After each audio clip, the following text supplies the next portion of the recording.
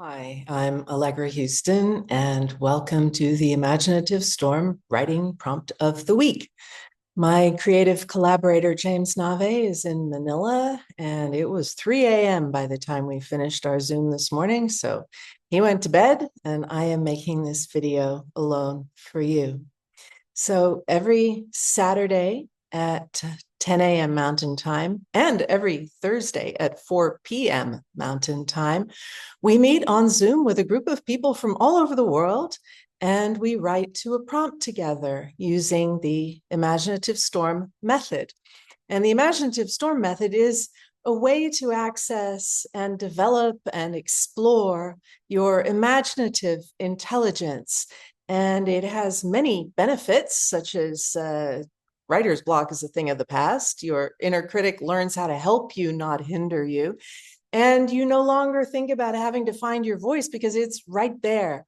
And when you are writing from your imaginative intelligence, your voice naturally comes out because you're not trying to write well, which kind of by definition means you're trying to write like somebody else who you think writes well.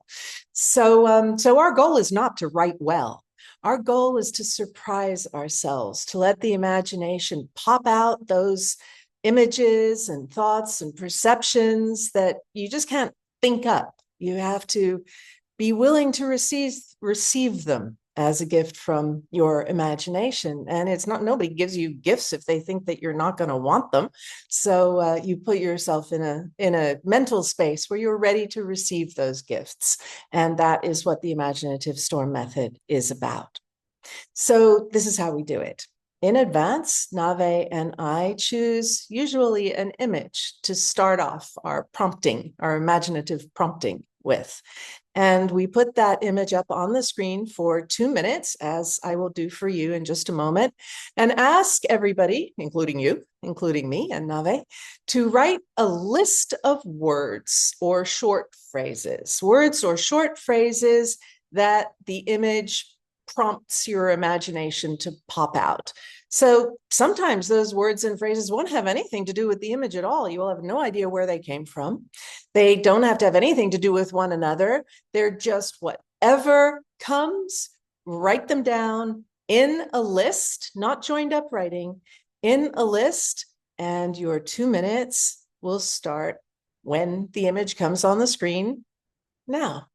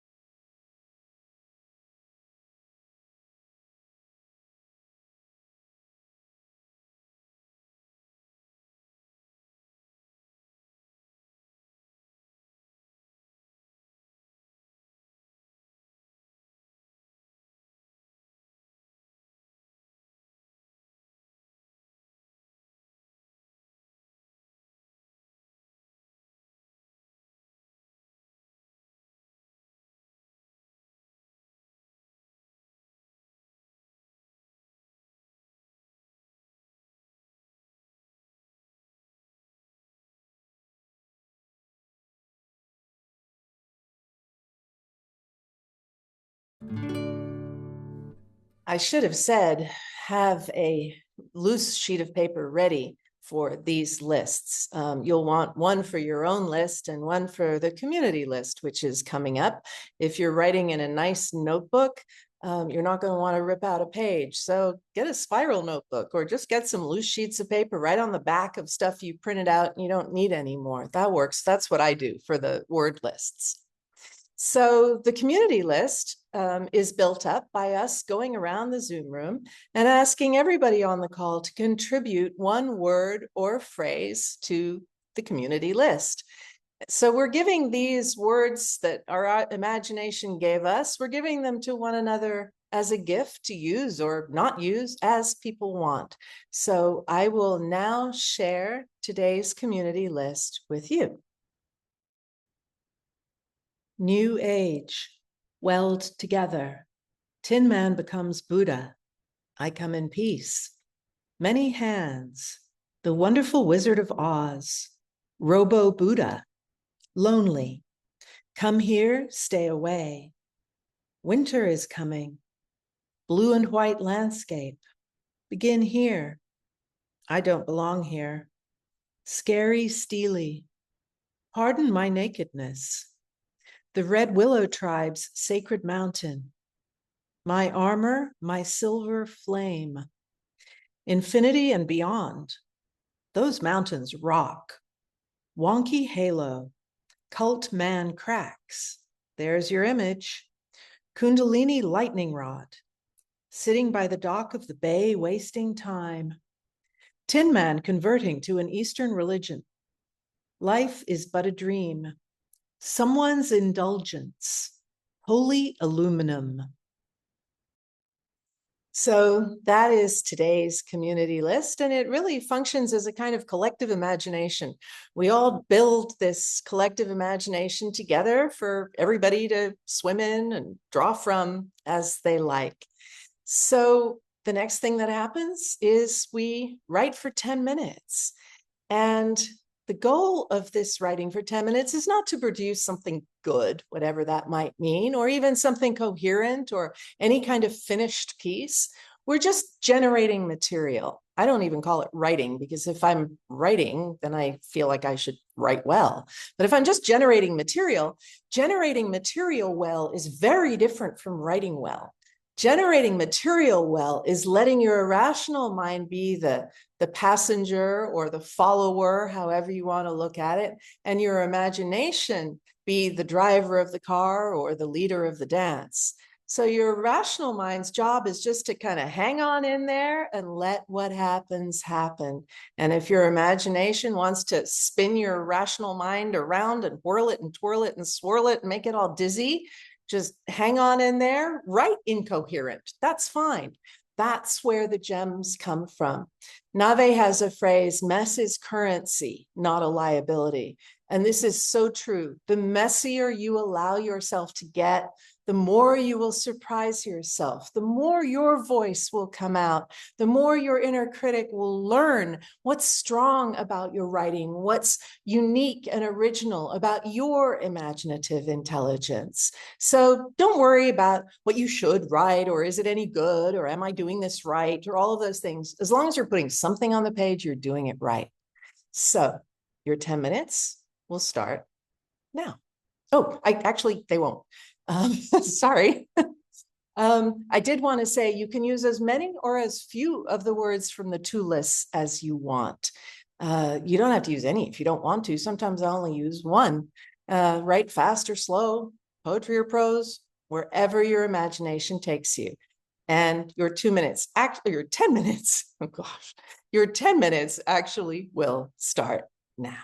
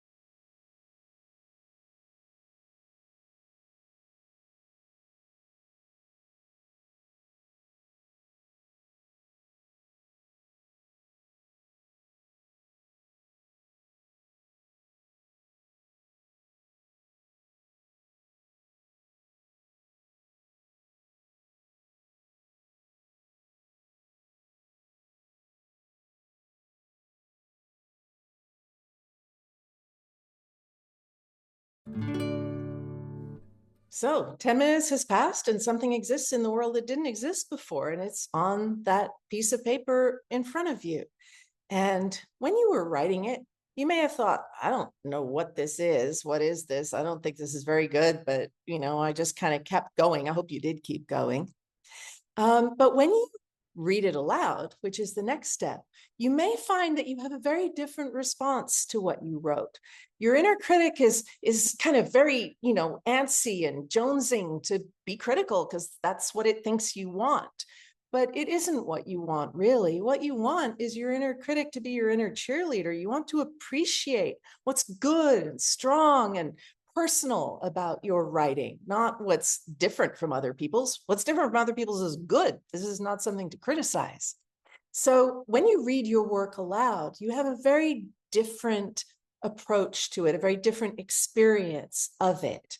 When you read silently on the page, you're more critical.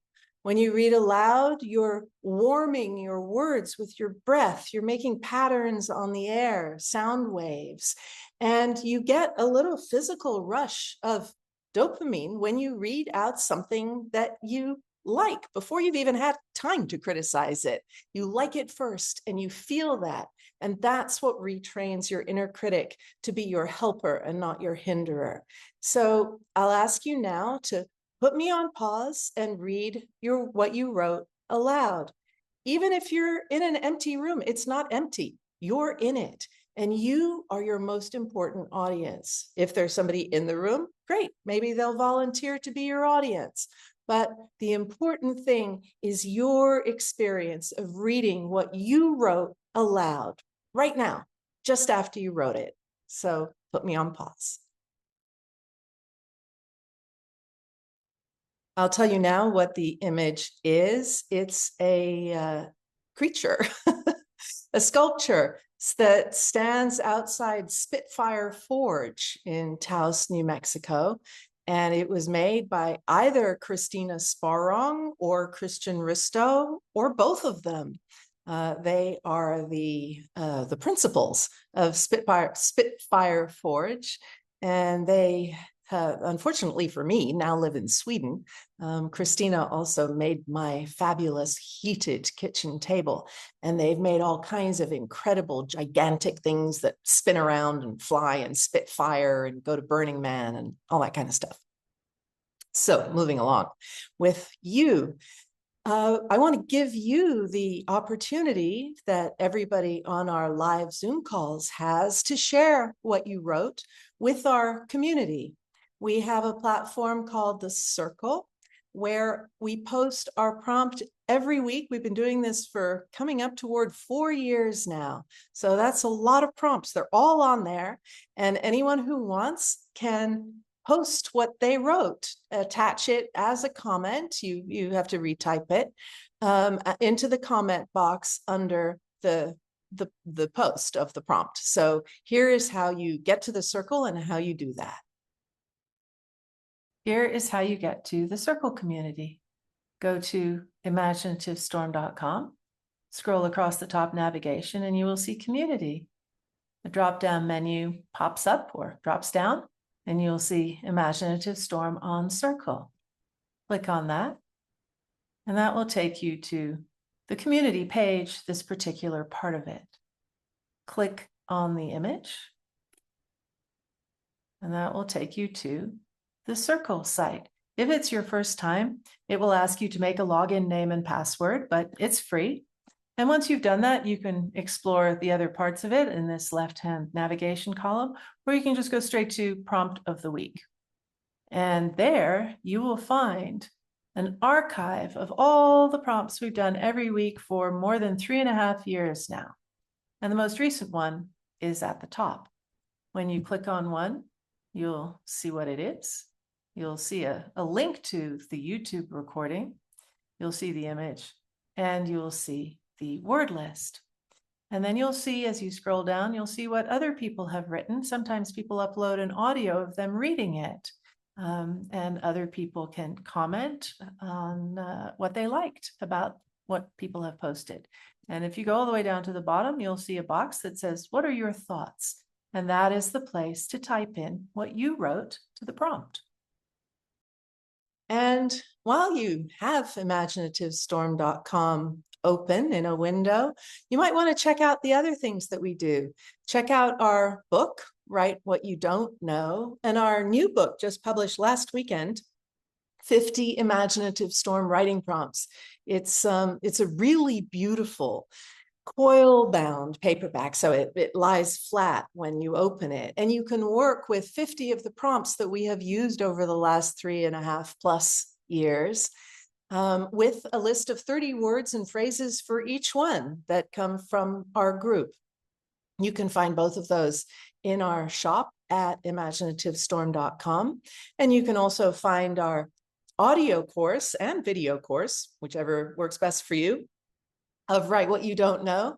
We also have a live 10-week Zoom course with my collaborator, James Nave, facilitating it to lead you through the entire 10 sessions of Write What You Don't Know, plus a goodbye session. So that's 11 Tuesdays, 2.5 hours. And the next course starts on January 21st, 2025. That's the next course as I make this video. Of course, it may not be the next one as you watch this video. If it isn't, you can find out more details on our website. Nave is doing 3 of those per year, one in the spring, one in the summer, one in the fall.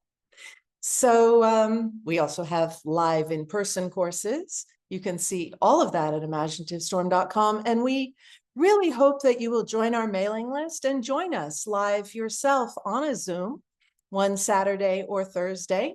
There's no commitment. You don't have to pre-register. It's free.